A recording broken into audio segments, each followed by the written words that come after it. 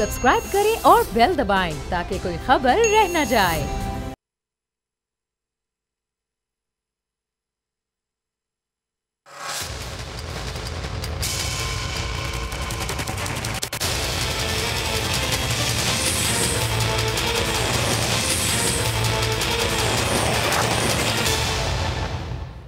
अस्सलाम वालेकुम, आप देख रहे हैं प्रोग्राम बस बहुत हो गया। मैं हूं अरबाब जहांगीर और फाइनेंशियल एक्शन टास्क फोर्स ने मनी लॉन्ड्रिंग और टेरर फाइनेंसिंग के खिलाफ नाकाफी इकदाम के बाइस 2018 में पाकिस्तान को अपनी ग्रे लिस्ट में शामिल किया था। FATF की ग्रे लिस्ट वो लिस्ट है जिसमें शामिल ममालिक गैर मुल्की सरमायाकारों की नज़र में हाई रिस्क बन जाते हैं। वहां बैरूनी सरमायाकारी में कमी हो जाती है। इम्पोर्ट एक्सपोर्ट का चार्ट भी इन ममालिक में खासा मुतासिर होता है। ग्रे लिस्ट में शामिल ममालिक को इक़्तिसादी पाबंदियों जैसे मसाइल का भी सामना करना पड़ता है, जिससे उनकी मईशत भी मुतासिर होती है। ग्रे लिस्ट में शामिल ममालिक के दुनिया के तरक्की याफ्ता ममालिक से सियासी ताल्लुकात भी शदीद मुतासिर होते हैं। 2018 में FATF ने पाकिस्तान को ग्रे लिस्ट से निकलने के लिए एक 27 नुकाती एक्शन प्लान दिया और इस पर अमल करने के लिए पाकिस्तान को 15 महीने का वक्त दिया गया।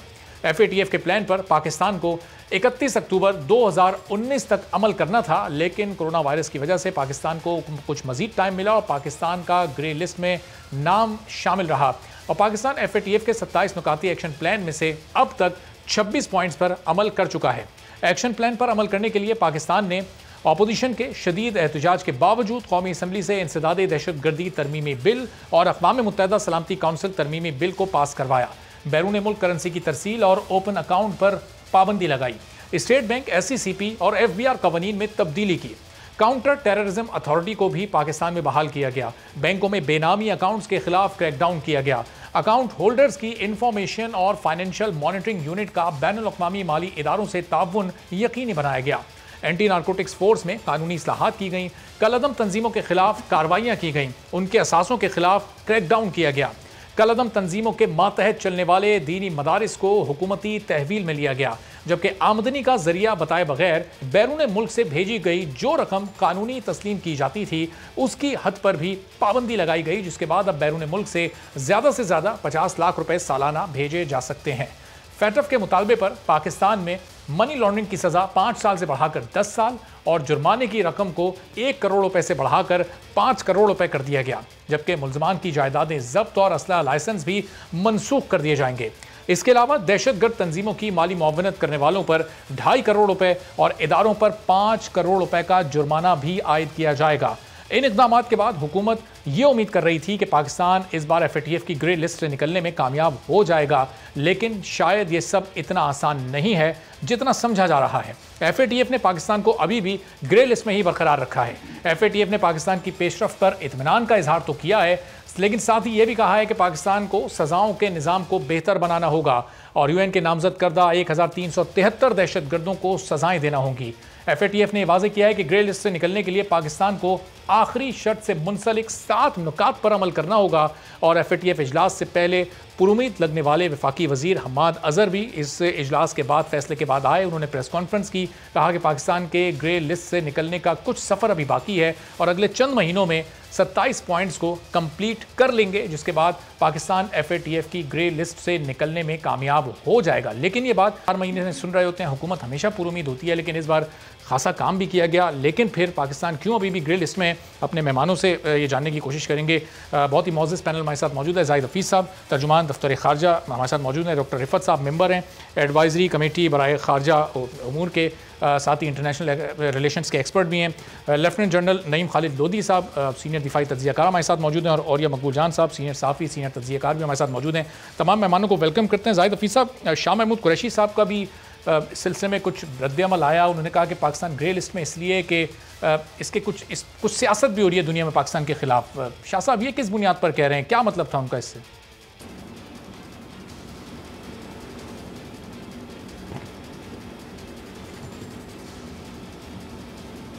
जाहिद साहब को रिकनेक्ट करते हैं, फिर उनसे गुफ्तगू भी करते हैं। डॉक्टर रिफत हुसैन साहब, आज जो ये फैसला आया, पाकिस्तान अभी भी ग्रे लिस्ट में 27 में से 26 नुकात पर अमल कर चुका है, ये हैरान कन नतीजा था आपके लिए या ये एक्सपेक्टेशन थी आपको कि जब तक ये 27 नुकात पर अमल दरामद पूरा नहीं हो जाता और ये जो आज एक नया एक्शन प्लान 7 पॉइंट्स की सूरत में दिया गया इस पर भी अमल करना है, उस वक्त तक पाकिस्तान को ग्रे लिस्ट में ही रहना है, हैरान कन नतीजा तो नहीं था आज?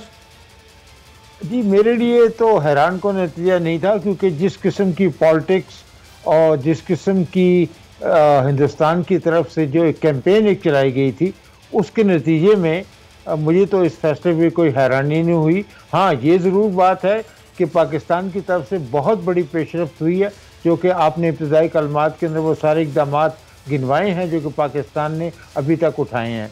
लेकिन दो चीज़ें बड़ी इम्पॉर्टेंट हैं कि जो 27 नुकात की हम बात कर रहे हैं, उसके अंदर एक एक्शन प्लान ऐसा है जिसके हवाले से वो तमाम इक़दामात जो हैं वो पाकिस्तान को अभी करने हैं, और उसके बारे में हमारे रज़ा साहब ने काफ़ी तफसील से उसके बारे में बताया कि 5-6 महीनों के अंदर हम वो काम मुकम्मल कर लेंगे। लेकिन इसके साथ ही साथ डी लिस्टिंग का एक प्रोसेस है जिसके तहत पाकिस्तान को जो ग्रे लिस्ट से निकल के वो आम नॉर्मल लिस्ट के अंदर जाने के लिए, उसके लिए भी पाकिस्तान को उन्होंने एक पैरेलल एक्शन प्लान दिया है जो कि 6 नुकात पे मुश्तमिल है। तो ये 7 नुकात जो हैं इसके ऊपर पाकिस्तान ने वक्त भी मांगा है, और हमारे रज़ा साहब की अगर टाइम लाइन को अगर हम सीरियसली लें तो वो ये कह रहे हैं कि पाकिस्तान 1 या 2 साल के अंदर वो इस लिस्ट से निकल जाएगा। लेकिन बहरहाल ये जो भी पाकिस्तान एक्शन लेगा उसका रिव्यू होगा 6 मंथ्स के बाद, और फिर इसके लिए जो पाकिस्तान की डी लिस्टिंग है वो ग्रे लिस्ट से बाहर निकलने के हवाले से हो सकेगी।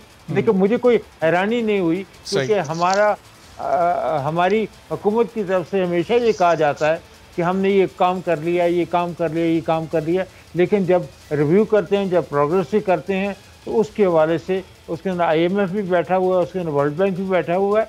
और हिंदुस्तान के हवाले से मैं कहूँगा कि SCO की जो मीटिंग हाल ही में जो कल परसों मीटिंग ख़त्म हुई है, उसके अंदर अजीत डोवाल ने पाकिस्तान को जो मजबूर करने के लिए उन्होंने पाकिस्तान के ऊपर फिर भी दहशतगर्दी की और काउंटर टेररिज्म की फाइनेंसिंग के हवाले से उन्होंने पाकिस्तान के ऊपर बड़ा शदीद इल्ज़ामात लगाए हैं। तो ये मेरे ख्याल के अंदर ये जब तक पाकिस्तान के खिलाफ कैंपेन चलती रहेगी उस वक्त तक, और जब तक पाकिस्तान इन तमाम इक़दामात को सही तरीके से पूरा नहीं करेगा, तो मेरे ख्याल के अंदर पाकिस्तान ग्रेड लिस्ट के अंदर ही रहेगा। सही। तो नईम खालिद लोधी साहब, इसका मतलब कि भारत की मजबूत लॉबिंग का नतीजा है कि पाकिस्तान इस बार भी वाइट लिस्ट में आने में नाकाम हो गया। अब ये जो नया 6 नुकाती प्लान दे दिया गया है, इस पर अमल दरामद का टाइम हमाद रज़ा साहब 1 साल दे रहे हैं। इसका मतलब अक्टूबर में जो अगली बार रिव्यू होगा उसमें ही पाकिस्तान ग्रे लिस्ट में ही बरकरार रहेगा, फिर अभी अगले 1 साल तक कोई उम्मीद नहीं है वाइट लिस्ट में आने की? जी, पहली बात तो ये है कि आपने पूछा कि हैरत हुई है। नहीं, हैरत तो तब होती है अगर हम ग्रे लिस्ट से निकल जाते, क्योंकि जितने भी हम जानते हैं कि ये एक पॉलिटिकल टूल है, और हम कहते रहे हैं, ये कोई एक आध एनालिस्ट नहीं, काफ़ी सारे लोग ये कहते रहे। ये दूसरी बात ये है कि ये हमें मानना पड़ेगा कि जो काम FATF कह रहा है वो तमाम के तमाम, तकरीबन तमाम के तमाम हमारे अपने फ़ायदे में है। वो कि कुछ ऐसे भी हैं जिसमें ओवरबोर्ड हमें जाने के लिए कहा गया है, उनका मैं चंद एक का जिक्र भी कर दूंगा। तो इस लिहाज से ये जो आप हिंदुस्तान की बात कर रहे हैं, देखें, हमें शर्माने की कोई ज़रूरत नहीं है कि ये हिंदुस्तान की वजह से नहीं है, ये ज़्यादा अमेरिका की वजह से है, और इसमें कोई परेशान नहीं होना चाहिए हमें नाम लेने। अमेरिका और हिंदुस्तान में वैसे भी स्ट्रेटेजिक अलायंस है, और हाल ही में आपने ऐसी बातें कुछ की हैं जिससे अमेरिका बहादुर बहुत नाराज़ है, और वो जब तक नाराज़ है आप ग्रे लिस्ट से नहीं निकल सकते। बेशक आप 27 के बजाय उनके 50 पॉइंट पूरे कर दें। देखिए, 2-3 बातें सोचने की हैं। पाकिस्तान को ये सवाल करना चाहिए कि ये जो कहते हैं मिसाल के तौर पर कि प्रोस्क्राइब जितनी पर्सनैलिटीज़ हैं उनको सजाएं दी जाएं, तो पूरे प्रोस्क्राइब पर्सनैलिटीज़ की लिस्ट पाकिस्तान को ले लेनी चाहिए जो पूरी दुनिया में है, और पूछा जाए कि इनमें से और किस किस को आपने सजाएं दिलवाई हैं या सजाएं देने के लिए कहा है। उसके बाद वो ये कहते हैं कि आप अपना प्रोसिक्यूशन का निज़ाम ठीक करें, जो कि सही बात है, इन्वेस्टिगेशन प्रोसिक्यूशन का ठीक करें, लेकिन फिर हम गिनवा देते हैं उनको कम से कम 25 से 30 मुल्क जिनका प्रोसिक्यूशन और इन्वेस्टिगेशन का निज़ाम हमसे भी बुरा है, वो कौन सी लिस्ट में है। उसके बाद हाल ही में जब यूरेनियम पकड़ा गया भारत में, और ये दूसरी 2 तो अभी वाक़यात हुए, मेरे ख्याल 5-6 वाक़यात हो चुके हैं, और इस सब का ताल्लुक ब्लैक मार्केट से होता है। साफ ज़ाहिर है कि ये आम कारोबार नहीं होता, तो हमें पूछना चाहिए कि उनको आपने कौन सी लिस्ट में डाला हुआ है। तो भाई मेरे और जो आपके नाज़रीन सुन रहे हैं, जो मेरे दोस्त साथ बैठे हुए हैं, अच्छी तरह समझते हैं कि this is a political tool. तरक्की याफ्ता ममालिक के हाथ में देखें, एक global political system, global economic system, global military system, इन दोनों इनको मिलाकर बड़े मुल्कों ने इसको अपने मिजाज के मुताबिक तरतीब दिया हुआ है। सही। और चाइना ने तो उसके अंदर घुस के उसका फायदा उठा के और उसी सिस्टम को इस्तेमाल करके हर चीज को उलट दिया है। असल बात जो बाद में आप सवाल कर सकते हैं वो ये है कि अब हम करेंगे क्या। ये तो हमें पता है कि हम जितने भी काम करेंगे इसमें से काफी सारे अच्छे हैं, हमारे अपने हक में, हमें करते रहना चाहिए। लेकिन उसके बावजूद अगर हम ग्रे लिस्ट से नहीं निकलते फिर हमें क्या करना चाहिए, ये बड़ा अहम सवाल है। बाकियों से भी पूछे, मैं भी इसका जवाब। सही। तो औरिया साहब से पहले इसकी इब्तिदा कर लेते हैं। पहले औरिया साहब इस पर तबसरा करते हैं। औरिया साहब, ये फिर ग्रे लिस्ट से निकलने के लिए जिस तरह नईम लोधी साहब कह रहे हैं कि आप 50 पॉइंट भी अमल कर दें, लेकिन जब तक आपके ताल्लुकात भारत और अमेरिका से अच्छे नहीं होंगे उस वक्त तक आप नहीं निकल सकते इससे। तो फिर ये क्या वाकई शाह महमूद कुरैशी साहब जो इसमें एक सियासी एंगल देख रहे हैं कि पाकिस्तान के खिलाफ इंटरनेशनली सियासत, और ये सियासत के तहत पाकिस्तान को ग्रे लिस्ट में बरकरार रखा जा रहा है? देखिए, पहली बात तो ये है कि जितनी जहालत के साथ फैटफ पे गुफ्तगू हुई है पाकिस्तान के अंदर, शायद ही किसी चीज़ की। आप सोच सकते हैं कि बुनियादी तौर पर कब इसका स्ट्रक्चर पड़े कि G7 ने एक मॉनेटरी बॉडी कायम की अपने मफादात के हसूल के लिए, और 1986-87 में फिर उसके साथ उसका दायरा कार बढ़ाया गया। उसका कोई कंप्लायंस मैकेनिज्म ही नहीं है, रिकमेंडेटरी बॉडी है। मैं फरवरी 2004 में उसने 40 रिकमेंडेशन दी थी। Every independent country can refuse. बड़ी मैं वादे बात कर, कोई कंप्लायंस मैकेनिज्म ना यूनाइटेड नेशन के तरफ आती है ना किसी और चीज है।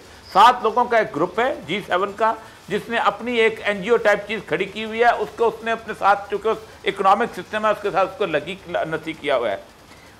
सैंक्शन लगाना मुल्कों का अपना मसला रहा है। अमेरिका लगाता रहा है, यूरोप ईरान के ऊपर कहता रहा हम नहीं लेते, हम जो तुम जहन्नम में जाओ। इंडिया तेल खरीदता है, जो मर्चों को करता है करते रहो। मसला सारा यह है कि हमारी हुक्मरानों को फायदा था, इसके तहत वो लोगों का गला काटते थे, वो जिसको चाहते थे ज़िबा करते थे, जिसको चाहते थे पकड़ते थे, जिसको चाहते थे जी अपना उसके अंदर शेड्यूल 4 में डालते थे, जो मर्जी करते थे। और साथ उनको डराया भी हुआ था, हो टेररिज्म, नेक्टा, फलाना फलाना, ये वो। ओ भाई, मुझे बताओ उसका नुकसान क्या है, सिवाय इस एक नुकसान के कि जब आप कोई अगर बहुत ज्यादा ब्लैक लिस्ट में भी चले जाए तो आप जो है वो आपकी एलसी खुलते खिलाते वक्त वो 2-2.5-3 महीने की एक डिले हो जाएगी अगर आपने कोई डील की हुई है। या आप जो है उसके किसी तरह आपका पेरिस के क्लब के अंदर आपके लोन का कोई मसला बन जाएगा, वो आप वैसे नाराज होंगे तो होंगे, उसका कोई फैक्टर के साथ कोई ताल्लुक नहीं है। लेकिन हमने जानबूझ के उसको एक इज्जत दी, एक मकाम दिया, एक सतह दी, पॉलिटिकल स्कोरिंग की, पता नहीं क्या क्या कुछ किया। पूरे 45 सफ़े का मेरे पास डॉक्यूमेंट है, उसके पूरे के पूरे बायलॉ से लेकर सब साथ अभी तक कोई इस मकाम पे नहीं पहुंची कि उसकी रिकमेंडेशन को अक़वाम मुत्तहिदा या उसकी जैली ऑर्गेनाइजेशन किसी मकाम पे लाके डिस्कस करके उसको इम्प्लीमेंटेड बॉडी के तौर पे एक्सेप्ट कर ले। हमें हवा चल रहा है और हम भी बोल रहे हैं, सब भी बोल रहे हैं। और मैं मेहनत रहता अपने फॉरेन ऑफिस के लोग अगर हो उनसे मुझे बता दें, मुझे 1, 2, 3 में गिन के बता दें क्या होगा। और अगर कल को अफगानिस्तान में दोबारा आपकी जरूरत पड़ जाए तो ये फैटअप उठा के गटर में फेंकेंगे और आप कहेंगे बताओ पैसे कितने चाहिए तुम। सही। चलिए, और ये सब हैं तो हमारे साथ जाहिद हफीज़ साहब आते हैं, अगर वो इस पर बात करना चाहते हैं तो फिर उनसे भी बात करते हैं। लेकिन डॉक्टर रिफत साहब, अब आगे जिस तरह नईम खालिद लोधी साहब ने भी सवाल उठाया कि अब आगे ये करना क्या चाहिए, ये 6 नुकाती 7 नुकाती प्लान पर अगर अगले 1 साल में अमल हो जाता है तो ये इस बात की गारंटी होगी कि पाकिस्तान वाइट लिस्ट में आ जाए, ग्रे लिस्ट से निकल जाए? क्या मुमकिन हो सकेगा, या फिर उसके बाद भी पाकिस्तान को अपने बड़ी ताकतों से जो ताल्लुकात हैं वो किस नौयत के हैं उन पर गौर करना पड़ेगा? जी देखिए, उसके अंदर 2 बातें बड़ी क्रिटिकल हैं कि जो फैटफ के मुतालबात हैं जिसको UN की रेजोल्यूशन के साथ मुंसलिक किया जा रहा है 1272 और वो 1373 के साथ मुंसलिक किया जा रहा है, उसके ऊपर अमल दरामद जो है वो पाकिस्तान को हर सूरत में करना पड़ेगा, क्योंकि UN डेजिग्नेटेड एंटिटीज़ के ख़िलाफ़ वो जो उन्होंने टेररिज्म के हवाले से आप उस लिस्ट से इख्तिलाफ कर सकते हैं, लेकिन वो UN की डेजिग्नेटेड एंटिटीज़ हैं, इंडिविजुअल्स हैं, ऑर्गेनाइजेशन हैं, उसके खिलाफ आपको कार्रवाई करनी पड़ेगी। उसके बाद दूसरी बात यह है कि जब आप समझते हैं कि आपने पूरी कंप्लायंस फैटफ की डिमांड के साथ अब कर ली है और उसके बावजूद अगर कोई अजाफी डिमांड भी आपके ऊपर ला दी जाती हैं तो वो टाइम होगा जिस वक्त पाकिस्तान को पाकिस्तानी कहने में हक बचाने में होगा कि एनफ इज़ एनफ, हम इससे ज़्यादा कुछ नहीं कर सकते हैं। और ख़ास तौर पे ये जो हमारे निज़ाम के अंदर वो हुंडी का निज़ाम था या टेरर फाइनेंसिंग का जो चांस था, उसके हवाले से जो भी फेटफ ने मुतालबा किया है, वो मुतालबा जो है उसके पॉलिटिकल एंगल अपनी जगह पे है, लेकिन वो मुतालबात अपनी जगह पे दुरुस्त हैं, क्योंकि हमारे निज़ाम के अंदर उसके अंदर लीगल निज़ाम हो, एडमिनिस्ट्रेटिव निज़ाम हो, सिक्योरिटी एक्सचेंज कमीशन का मामला हो, उसके अंदर FBR का मामला हो, बहुत सारे लूप होल्स हैं, और इन लूप होल्स को अगर हम प्लग कर लेंगे उससे पाकिस्तान को एब्सोल्युटली फ़ायदा होगा, और मेरे ख्याल में पाकिस्तान को वो काम करने चाहिए। तो डॉक्टर साहब, ये आज वाली जो 6 इजाफी डिमांड्स हैं, ये 6 नुकाती जो नया चार्टर है, ये इजाफी नहीं है? इस पर पाकिस्तान को ये इनफ आज ही नहीं कह देना चाहिए था? जी देखिए, उसके अंदर ये है कि ये इजाफी डिमांड उस एशिया पैसिफिक रिव्यू जो हुआ था आज से तकरीबन 8 महीने पहले, उसके अंदर ये डिमांड जो है वो रखी गई हैं, और मैंने कहा कि ये डिमांड जो है वो डी लिस्टिंग के लिए, यानी ब्लैक लिस्ट से निकलने के लिए जो डी लिस्टिंग का प्रोसेस है, उसकी कंप्लायंस के लिए इन डिमांड का पूरा होना बड़ा ज़रूरी है। लेकिन मैं फिर ये कह रहा हूँ कि एक नुक्ता जो रह गया है, जो कि 26 मामलात में हमने काफ़ी प्रोग्रेस कर ली है, और वो फेटफ की अपनी भी की तरफ से रिकग्निशन ये है कि Pakistan has made significant progress. तो अगर हम वो 27वें नुक्ते को अमल कर लेते हैं तो मेरे ख्याल में पाकिस्तान अपना केस बेहतर लड़ने की पोजीशन में होगा। सही। तो नईम खालिद साहब, ये हाथी निकल गया, ये दुम रह गई है, ये 26 पॉइंट्स पर अमल कर लिया, एक आखिरी पॉइंट रह गया। आपने ये सवाल उठाया था कि पाकिस्तान को आगे करना क्या है, क्या लाइन ऑफ एक्शन होना चाहिए पाकिस्तान का आगे अगले 4 माह के लिए? ये जो दुम रह गई ये बड़ी तकलीफ दे है, और इसका निकलना इतना आसान नहीं है जैसे कि हम समझ रहे हैं। देखिए, बात यह है कि जब भी कोई मुल्क को एहसास हो जाए कि हमारे साथ 2 नंबरी की जा रही है, उसके बावजूद वो खामोश रहे और उसी डगर पर चलता रहे और कंप्लायंस करता रहे, तो दूसरे तो यही समझेंगे ना कि बेवकूफ़ है परले दर्जे का, और इसको तो हम 6 और दे देंगे, उसके बाद 6 और दे देंगे। तो जो आपने दरमियान में एक लुकमा लगाया था, मैं बिल्कुल उसका हामी हूँ कि पहले ही कह दें, आज ही कह दें कि इनफ इज़ इनफ। आपने जो 27 पॉइंट पहले दिए थे, हम उस पर पूरा करेंगे। ये 27वें पे हम काम कर रहे हैं, यह हम आपको पूरा करके दिखा देंगे। हम मज़ीद आपके पॉइंट नहीं ले सकते। बहुत शुक्रिया, इनको आप अपने पास रखिए।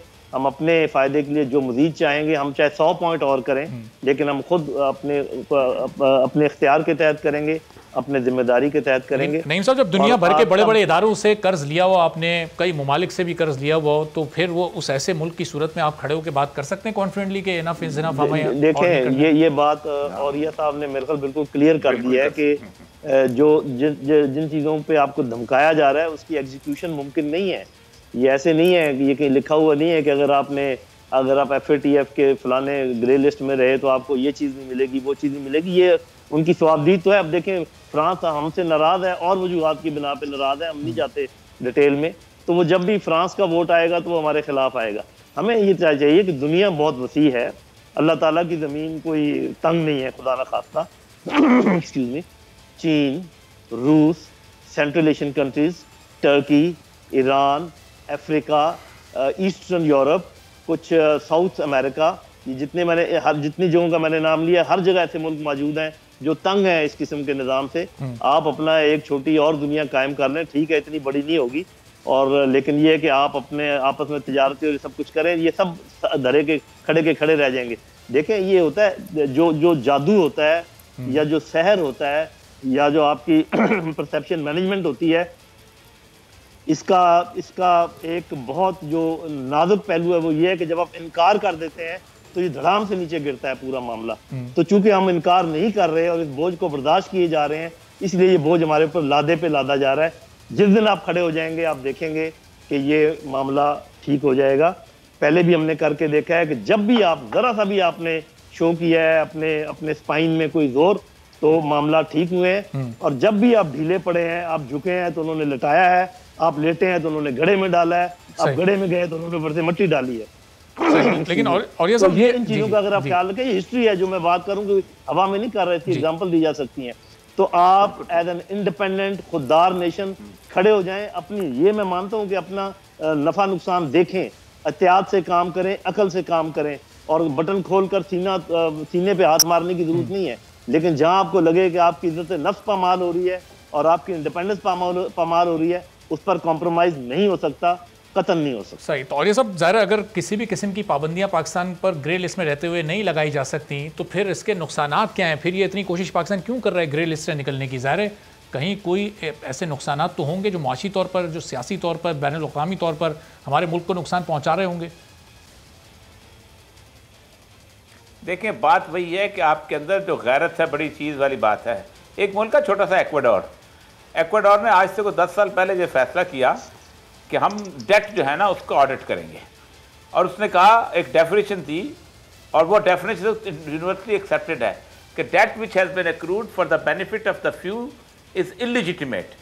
और उन्होंने अपने बॉन्ड जो थे वहाँ से वापस मंगवाए थे वॉल स्ट्रीट जर्नल से, और 88% कर्जा देने से इनकार किया था, और इंटरनेशनल कम्युनिटी ने माना था।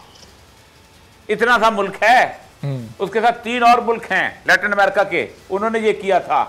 मुझे ये समझ नहीं आती, जिसने कर्जा लेना होता है मुश्किल में वो होता है जो कर्जा देने वाला मुश्किल में होता है। अगर इनकार कर दे कोई, पीछे पीछे पड़ा मेरा कर्जा ले दो। मसला सारा ये नहीं है, हम डेट ट्रैप के अंदर हैं, लेकिन दुनिया के अंदर बहुत आवाज़ें हैं जो डेट ट्रैप पे भी खड़ी हुई हैं। इतना आसान नहीं होता, और उसका जॉन पर्किंस की तरह के वो हॉक्स भेज देंगे पाकिस्तान के अंदर, पाकिस्तान पता कर लेंगे, जो हमें रोज़ डराया जाता है और हमें कहा जाता है कि जी क्या बात है, हमको निकरागुआ है कि हमारा बंदे को मार के और उसके अंदर आके घुसेगी पूरे अमेरिका की फौजें, न्यूक्लियर पावर है आप। और उसके बाद यह है कि इस वक्त तो एरिक टुसान जो है, जिसकी वो कमेटी बनी हुई है, committee for the abolition of illegitimate debt, इस वक्त उसके अंदर 78 मेंबर्स बन चुके हुए हैं।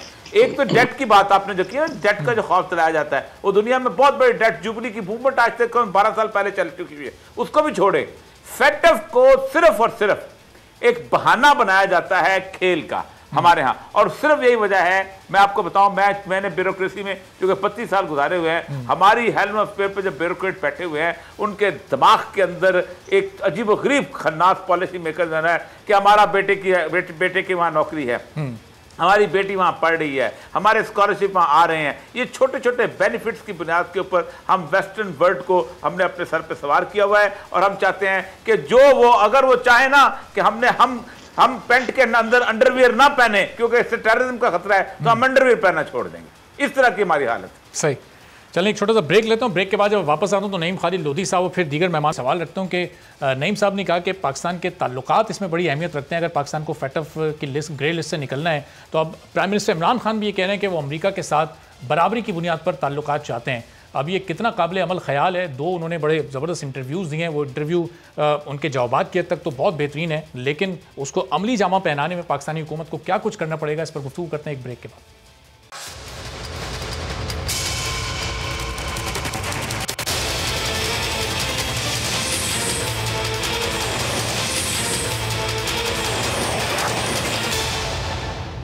प्रोग्राम में एक बार फिर आपको खुशामदीद कहते हैं। और अफगान जंग में अमेरिका का साथ देने की कीमत पाकिस्तान आज तक चुका रहा है। अफगान जंग शुरू हुई तो पाकिस्तान में दहशत गर्दी आई, खुदकुश हमले शुरू हुए, कई हज़ार बेगुनाह पाकिस्तानी बेमौत मारे गए। दहशत गर्दी के खिलाफ लड़ते हुए हज़ारों सिक्योरिटी फोर्सेज एहलकार शहीद हुए, मुल्क से सरमायाकारी चली गई, हमारी मईशत तबाह हो गई, पाकिस्तान को $150 अरब से ज़्यादा का नुकसान उठाना पड़ा। लेकिन पाकिस्तान की कुर्बानियों के बावजूद अमेरिका हमेशा पाकिस्तान से डू मोर का मुतालबा करता रहा। अमेरिका के साथ पाकिस्तान के ताउन को हमेशा नाकाफी समझा गया। अब जब 20 साल बाद अमेरिका अफगानिस्तान से अपनी फौज को बाहर निकाल रहा है तो एक बार फिर से पाकिस्तान से डू मोर का मुतालबा किया जा रहा है। अफगानिस्तान पर नज़र रखने के लिए तालिबान के खिलाफ अफगानिस्तान में एक्शन के लिए खित्ते में अपनी मौजूदगी रखना चाहता है, जिसके लिए वो पाकिस्तान से हवाई अड्डे मांग रहा है। लेकिन इस बार ऐसा लग रहा है कि शायद ये मुमकिन नहीं हो सकेगा, क्योंकि वज़ीर आज़म इमरान खान अमेरिका को हवाई अड्डे देने से बिल्कुल साफ इनकार कर चुके हैं, वाज़ेह कर चुके हैं कि अफगानिस्तान से अमरीकी इनखला के बाद पाकिस्तान अमरीका से बावकार ताल्लुकात और तिजारत चाहता है। ऐसे ताल्लुकात जैसे अमेरिका के बरतानिया से हैं। वज़ीर आज़म ने 2 टोके कह दिया है कि अमेरिका ने हमेशा पाकिस्तान के ताउन को नाकाफ़ी समझा है। अमेरिका समझता था कि इमदाद के बदले पाकिस्तान उसकी एमा पर काम करता रहेगा, लेकिन अब बस बहुत हो गया। अब अमेरिका से बराबरी की सतह पर चाहते हैं। तो अपने मेहमानों से जानने की कोशिश करते हैं कि वज़ीर आज़म का ये ख्याल कितना काबिल अमल है और इस पर अमेरिका का क्या रिएक्शन आ सकता है और फिर पाकिस्तान उसको कैसे फेस करेगा। तो डॉक्टर रिफत साहब, ये इस वक्त हालात अफगानिस्तान में कि वाकई आपको ऐसा लग रहा है बहुत ख़राब है? डॉक्टर रिफत साहब की तरफ भी जाते हैं। नईम खालिद लोधी साहब, इस सवाल मैं आपकी तरफ लेकर आता हूँ कि इस वक्त जो अफगानिस्तान में फ़ौजी इनखला का ऐलान हुआ है, तालिबान उसको अपनी जीत के तौर पर ले रहे हैं, पाकिस्तान भी ये कह रहा है कि पाकिस्तान ने तालिबान को राज़ी किया था मुज़ाकरात के लिए। अभी सूरत हाल इस वक्त आगे चलकर आपको मज़ीद ख़राब होती दिखाई दे रही है? ये देखें, सूरत हाल मेरे तजज़िये के मुताबिक बेहतरी की तरफ जाने वाली है। अच्छा, पहला स्टेप जो पीस और स्टेबिलिटी का है वो ये है कि काबिज़ फौजें उस मुल्क से निकलें, जो कि पहला स्टेप हो रहा है। और लेकिन वो हमें डराए जा रहे हैं कि अगर आपने हमारा इन्फ्लुएंस यहाँ ना रहने दिया और हमें यहाँ इर्द गिर्द अपने बेसेस ना दिए तो ये फिर एक बहुत बड़ा यहाँ पर मसला पैदा हो जाएगा। और बार बार हमें याद कराया जाता है कि 20 साल पहले ऐसे हुआ था। भाई 20 साल पहले रूस चला गया, अमेरिका चला गया तो वाकई वैक्यूम था। तो अब तो सब इंतज़ार कर रहे हैं कि अमेरिका जाए। चीन यही मौजूद है, रूस यही मौजूद है, ईरान, पाकिस्तान मौजूद है, सेंट्रल एशियन कंट्रीज मौजूद हैं। तो वो पहले वाला मामला कैसे होगा, ये डराया जा रहा है। इसी डरने का एक हिस्सा शाताना ये है कि आजकल आपने देखा होगा पिछले एक हफ्ते से बेशुमार धमाके और बहुत सारी शातें पाकिस्तान में हो रही हैं। ये उस बात को इन्फोर्स करने के लिए कि जी ये देखा ना, हम आपको कह रहे थे ना कि हम निकलेंगे तो यहाँ क्या होने वाला है। मेरे भाई, जब वो यहाँ से निकलेंगे तो यहाँ पर अमन की शुरुआत होगी। उनके निकले बगैर यहाँ पर अमन मुमकिन नहीं है। अगर उनके यहाँ होने से अमन होता या अगर वो कोई तस्वीर करवा सकते तो 20 साल का कम टाइम था। मैं बड़ा हैरान होता हूँ अपने उन बहन भाइयों पर जो कहते हैं अमेरिका जल्दबाजी में ना जाए, यानी कि 20 साल यहाँ जल्दबाजी है। और ये कि अमेरिका यहाँ दोनों उनमें फ्री कैन में मुफाहमत करवा के जाए। अरे भाई, उसने 20 साल मुफाहमत नहीं करवाई तो अब वो मुफाहमत कराएगा? अमेरिका यहाँ चाहता ही नहीं कि अमन हो। क्यों नहीं चाहता? China, Russia, CPEC, Iran, Pakistan के साथ ये सारी चीज़ें हैं वो उसके हाथ से जा रही हैं, तो वो अपने हाथ पांव मार रहा है। अगर ये चीज़ हमारे लोग समझ जाएं तो मेरा ख्याल है उसको जाने दें, ना इधर भारत को करीब आने दें, ना अमेरिका को यहाँ करीब आने दें। और इमरान खान साहब ने बिल्कुल सही स्टांस लिया है। बात यह है कि जब आपने खिदमत करा के भी नहीं मानना और एहसानमंद नहीं होना, तो खिदमत ना करके गैर एहसानमंद रहे तो उसमें क्या फ़र्क? जब फ़र्क ही कोई नहीं, डूम हो रहा है इन एनी केस, तो why should we do anything? सही। तो डॉक्टर साहब, अब ये स्ट्रेटेजिकली पाकिस्तान की पोजीशन फिर दुनिया में क्या हो जाएगी? अमेरिका को अफगानिस्तान से निकलने के बाद तो पाकिस्तान की ज़रूरत नहीं रहेगी, और फिर खान साहब ये चाहते हैं कि अमेरिका से पाकिस्तान के जो ताल्लुकात हैं वो तिजारत की बुनियाद पर हों, बराबरी की बुनियाद पर हों। तो फ़ौजी इनखला के बाद अफगानिस्तान से अमेरिका के, लगता है आपको कि ये उनकी ये ख्वाहिश कभी मुस्तकबिल में पूरी हो सकती है, काबिल अमल है? जी, वो ख्वाहिशें तो बहुत सारी हैं, लेकिन इस ख्वाहिश को जिसका आप जिक्र कर रहे हैं उसको पूरा करने के लिए पाकिस्तान को अपना घर जो है वो संभालना होगा। और उस घर के संभालने के साथ साथ पाकिस्तान को नेबर्स के साथ, अगर इंडिया को आप एक तरफ रखते हैं क्योंकि उसके साथ तो डील करना हमारे लिए वैसे ही बहुत बड़ा सिक्योरिटी चैलेंज है, उसके साथ हमें कोशिश ये करनी चाहिए कि इस इलाके के अंदर वो एक अमन की फ़ज़ा पैदा हो। और जिसके लिए अमेरिका का, मैं लोधी साहब की बात से बिल्कुल अग्री करता हूं कि उसके लिए अमेरिका की फ़ौजों की वापसी और उनका इनखला, कंप्लीट विड्रॉल ऑफ ट्रूप्स जो है वो बड़ा ज़रूरी है। और आज ही जो अमेरिका से इतलात आ रही हैं कि वहाँ पे उनके जो एंथनी ब्लिंकन हैं, उन्होंने कहा है कि 560 के करीब फ़ौजी जो हैं वो अफ़गानिस्तान के अंदर मौजूद रहेंगे। और याद रखिए कि ये वो अफवाज हैं जिनके हवाले से बड़ी ही अफ़गानिस्तान के नीचे में गोइयाँ भी हो रही हैं। और ये इस खिदशे का ज़ाहिर किया जा रहा है कि ये अफवाज जो हैं वो मिल के जो अमेरिका के जो ब्लैक वाटर के या जो उनके जो प्राइवेट जो फ़ौजी हैं, जो प्राइवेट जो उनके सिक्योरिटी ऑफिशियल्स हैं, उनके साथ मिलके ये अफ़गानिस्तान को कभी भी छोड़ के नहीं जाएंगे। और तो इसके हवाले से मेरे ख्याल के अंदर पाकिस्तान को भरपूर कोशिश करनी चाहिए कि अमेरिकी फ़ौजों का इनखला जो है वो पूरा हो जाए। और उसके बाद से आप देखेंगे इस खित्ते में इंडिया को छोड़ के बाकी, क्योंकि इंडिया तो अमेरिका का साथी है, उसको छोड़ के पाकिस्तान के लिए बहुत सारे तिजारत के, इन्वेस्टमेंट के और अपॉर्चुनिटीज़ के, कनेक्टिविटीज़ की बहुत सारी राहें जो हैं जो कि इस वक्त मसदूद हैं। क्योंकि अफ़गानिस्तान के अंदर एक ऐसा निज़ाम अमेरिका लेके आया है जिसका वो जो ना खुद अपने लिए अमन चाहते हैं, they are more interested in saving privileges.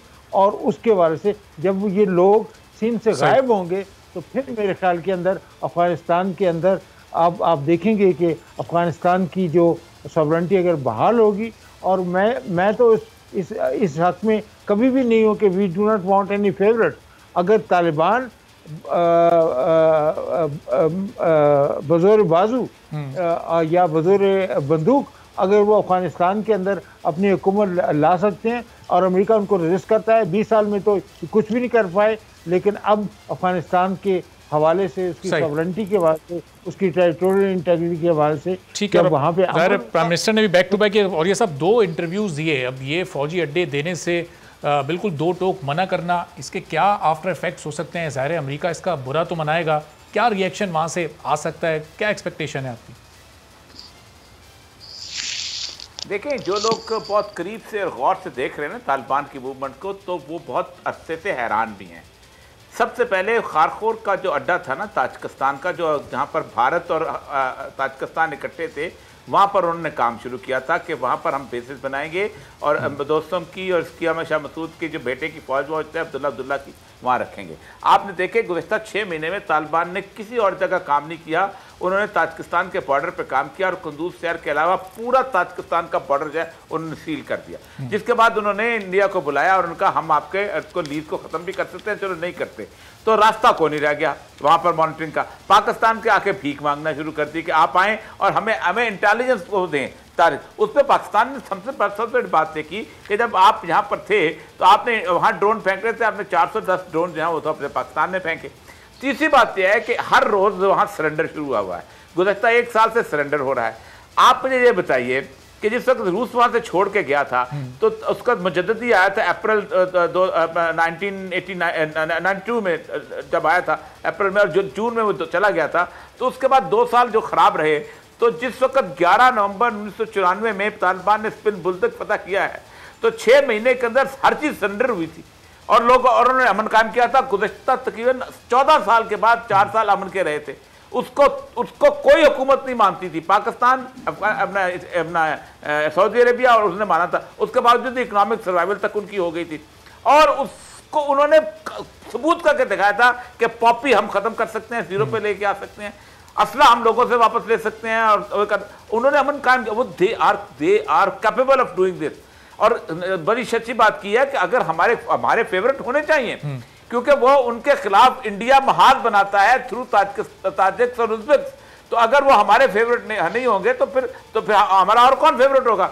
और पाकिस्तान के लिए तो लैंड ऑफ अपॉर्चुनिटीज है। 70% ठेके इस वक्त चाइना के पास हैं और आपको पता है कि 70% ठेकों में हुआ यह था कि अमेरिका में बहस चल रही थी कि we are paying for the security of the Chinese companies.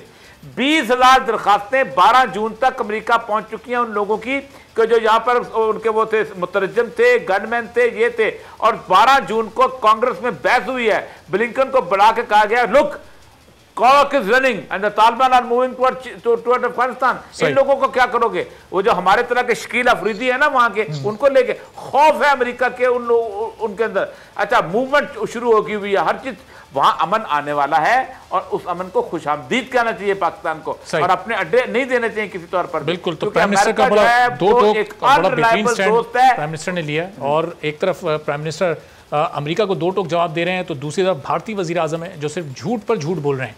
अभी झूठ कैसे बोलना है कोई भारतीय वजीर आजम नरेंद्र मोदी से सीख सकता है, धोखा कैसे देना है ये भी कोई भारतीय वजीर आजम नरेंद्र मोदी से ही सीख सकता है, कत्लेआम फसादात ये कैसे करवाने हैं ये भी भारतीय वजीर आजम नरेंद्र मोदी से सीखा जा सकता है, जुल्म जबर और कब्जा कैसे करना है ये भी भारतीय वज़ीर आज़म से ही सीखा जा सकता है। 5 अगस्त 2019 को नरेंद्र मोदी की इंतहा पसंद हिंदू भारतीय हुकूमत ने मकबूजा कश्मीर की जुदागाना हैसियत को तब्दील किया, खुसूसी आर्टिकल 370 का खात्मा किया, मकामी अफराद को अपनी ज़मीनों और मकामी के हक़ से महरूम कर दिया। और फिर मोदी ने दुनिया से झूठ बोला था कि आर्टिकल 370 के ख़त्म होने से कश्मीर में खुशहाली आएगी, आने वाले वक्त में वहाँ तरक्की होगी, कश्मीर के अवाम को उनके हुकूक मिलेंगे। लेकिन अब 2 साल गुजर चुके हैं और उस वादी में मुकम्मल मुहासरा है, बेगुनाह कश्मीरियों का मावरा अदालत कत्लेआम जारी है, वहाँ पर माओ बहनों बेटियों की असमत दरी जारी है, इंसानी हुकूक वहाँ पामाल हो रहे हैं, कारखाने वहाँ पर बंद पड़े हैं, बाग वहाँ उजड़ चुके हैं, कश्मीरी अवाम इस वक्त तकलीफ और कर्ब में है।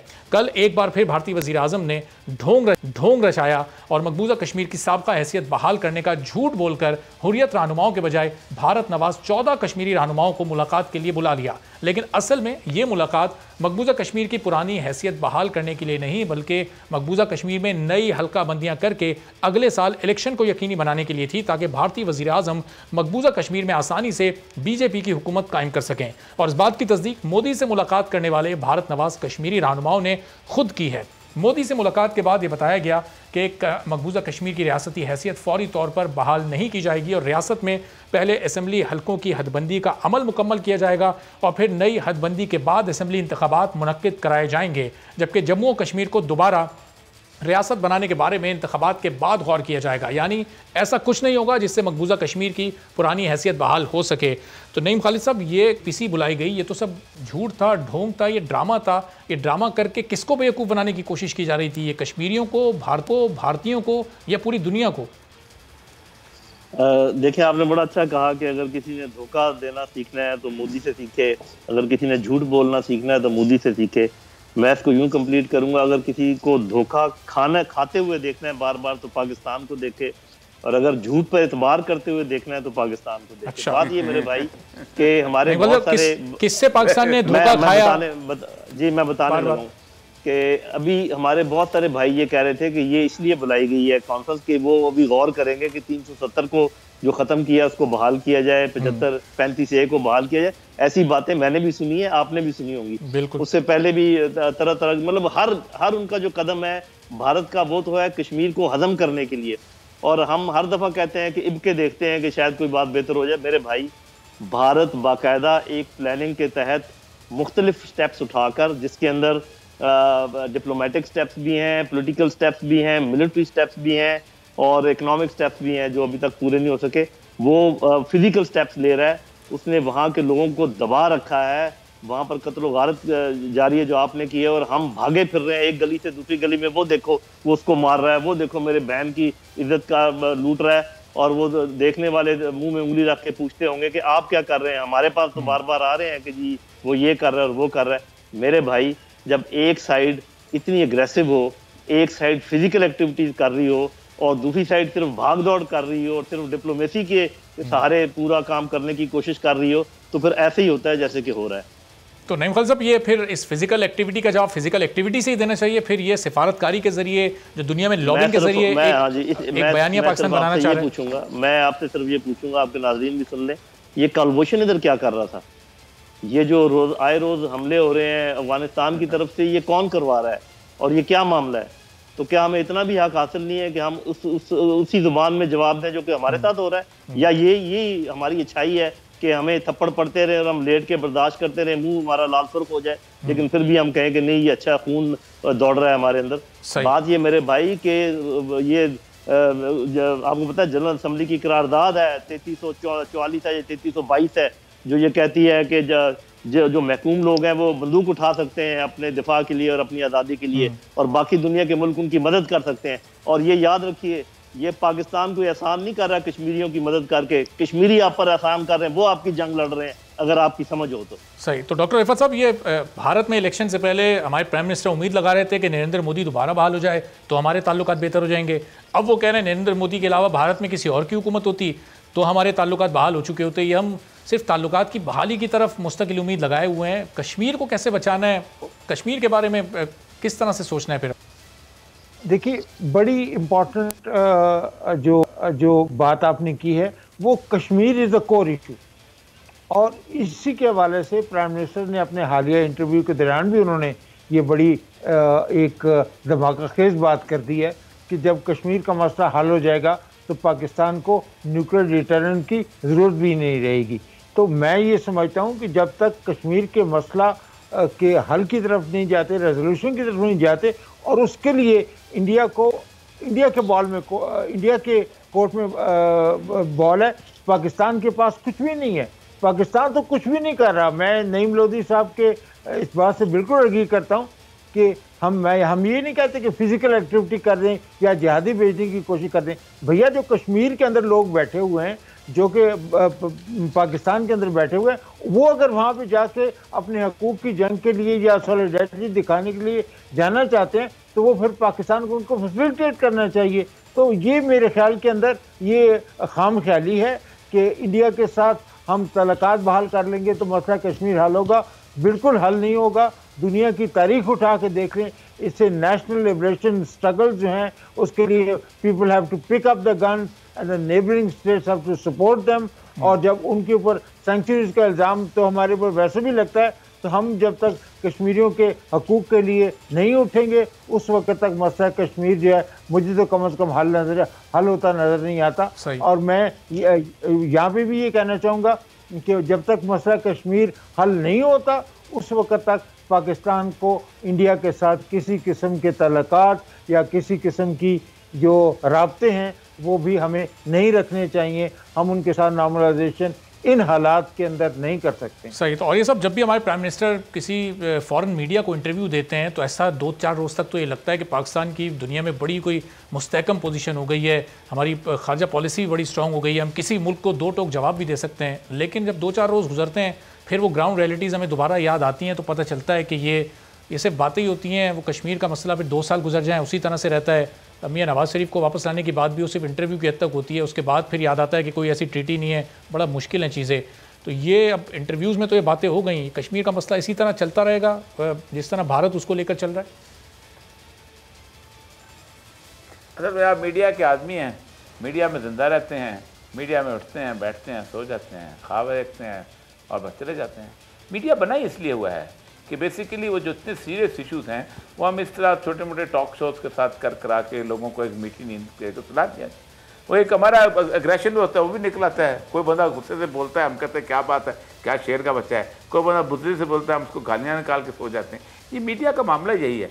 कोर इशू इस दुनिया के बिल्कुल और हो चुके हुए हैं और कोर इशू ये है कि इस दुनिया में किसी को कोई दिलचस्पी नहीं कौन कहाँ मर रहा है, कितना मर रहा है। मैं कल रिपोर्ट पढ़ रहा था कि अमेरिका जो वहाँ पहुँचा है वहाँ से अब तक लेकर 13,70,000 इराकी मर चुके हैं। ये किसी और दुनिया में किसी और मुल्क में 13,000 मारे होते ना, मैं देखता होता क्या है अब तक उसकी सूरत हाल क्या है।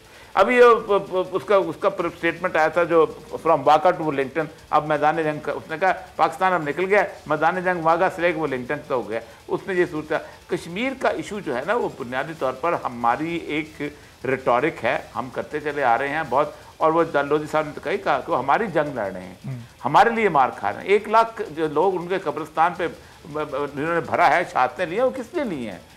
क्या वो चैन से नहीं रह सकते? 25 करोड़ नहीं रह रहे इंडिया के अंदर? और क्या 25 करोड़ मुसलमान नहीं है, इंसान नहीं है? वो भी तो रह रहे हैं ना, बुद्धत्व से रह रहे हैं। अब आके उनको एहसास होना शुरू हुआ कि हमने गलत किया। अब उनको पता चला कि हम तो बहुत बुरी हालत में हो गए हैं। लेकिन उनके असम्बलियों में जाते थे, बैठते थे, उठते थे, खाते थे, पीते थे, शादियां करते रहे उसमें के अंदर। और लेकिन पता चला कि हिंदू तो इनकरेजिबल है। तो कायदा ने 1947 में कहा था हिंदू इनकरेजिबल, वो तो नाकाबिले इस्लाह है। वो कश्मीरियों ने पहले दिन से पहचान लिया था और कश्मीरी पहले दिन से लड़ रहे थे। असल मसला यही है कि पाकिस्तान ने हर चीज़ को हम सब ने मिलकर मजाक बनाया हुआ, और कभी भी वो कौमें जो अपने सीरियस इशू को मजाक बना दें वो कभी भी आगे नहीं बढ़ा करती, कभी भी आगे नहीं। हमारी पॉलिसी को फिट नहीं होती। हमें कोई बुलाता है, हम उस पर बैकडोर चैनल शुरू करते हैं, नहीं बुलाता नहीं शुरू कर देते हैं तो बस। और ये सब पाकिस्तान डायलॉग के जरिए कश्मीर का हल चाहता है, भारत डायलॉग करना नहीं चाहता। पाकिस्तान फिर ज़ाहिर जंग नहीं करना चाहता, शायद अमली तौर पर मुमकिन भी नहीं है। फिर हल है क्या इस मसले का? 1945 की जब सेकेंड वर्ल्ड वॉर खत्म हुई थी, आप मुझे बताइए कौन सा मसला डायलॉग से हल हुआ है? क्या ईस्ट टाइमोर डायलॉग से हल हुआ? नहीं, ज़ाहिर जंग ऑस्ट्रेलियन फोर्सेज आई थी वहां पर, ठीक। क्या डार्फोर डायलॉग से हल हुआ? फिलस्तीन कोई एक अक़वाम मुत्तहिदा ने कोई एक मसला डायलॉग से हल करवाया हो? अभी जो लास्ट जो फैसला हुआ है उनका मंदनाओ वाला, वो जो फिलीपीन वाला, वो डायलॉग से हल हुआ है? नहीं हुआ।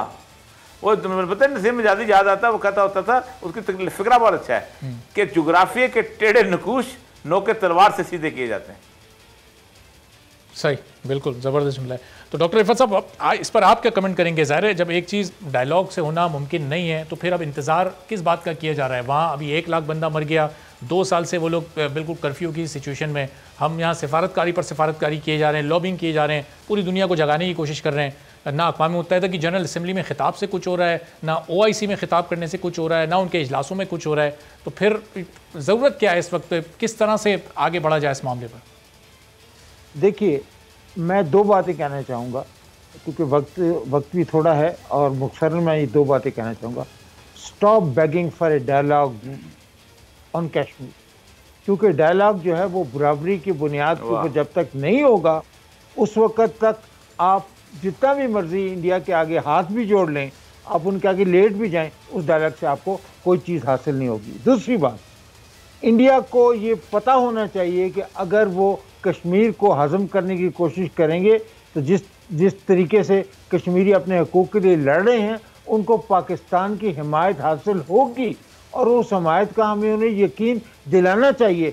उन तमाम कश्मीरियों के नाते जो उन माओं के नाते जिनके बेटे वहाँ पे शहीद हुए हैं और उन बुज़ुर्गों के नाते जिनकी ख़ानदान उजड़ गए हैं। और मेरे ख्याल के अंदर ये कश्मीर के अंदर जो जंगबंदी है वो सिर्फ एक ही सूरत में हो सकती है कि हिंदुस्तान की फ़ौज को वहाँ से मार के भगाया जाए, और उसके लिए ये पाकिस्तान और कश्मीरियों के हकूक़ जो हैं और उनकी जो सोच जो है वो आपस में जुड़ी होनी चाहिए। इसके अंदर अलग-अलग अगर रास्ता करेंगे तो हमारे लिए खारदार साबित होगा, उससे हमें कुछ हासिल नहीं होगा। ठीक है, बहुत बहुत शुक्रिया डॉक्टर इरफत हुसैन साहब और ये मकबूल जान साहब। Lieutenant general retired Naeem Khan Lodhi साहब हमारे साथ मौजूद थे। और ज़ाहिर है जब डायलॉग से किसी चीज़ का हल ना निकले तो फिर किस चीज़ से वो हल निकल सकता है, ये वो लोग बेहतर समझ सकते हैं जो अक्लमंद हैं, जो बाशऊर लोग हैं। आज के प्रोग्राम से इजाज़त दीजिए, अल्लाह।